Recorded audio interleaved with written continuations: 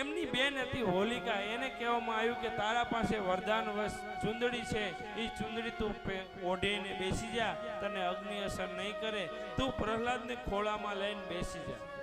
અને તૈયાર કરવામાં આવી એક છાણા લાકડાની એક હોળી તૈયાર કરવામાં આવી અને હોલિકાને વચ્ચે બેસાડવામાં આવી.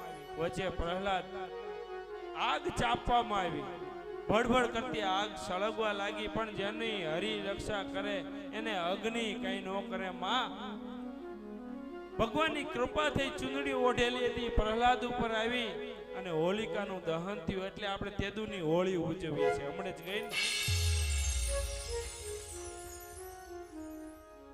પ્રહલાદને કાંઈ થતું નથી. પછી હરણાકંશને સાહેબ એવું થયું કે આ બીજા કોઈ કાંઈ નહીં કરે, હવે હું ખુદ જ આને મારું.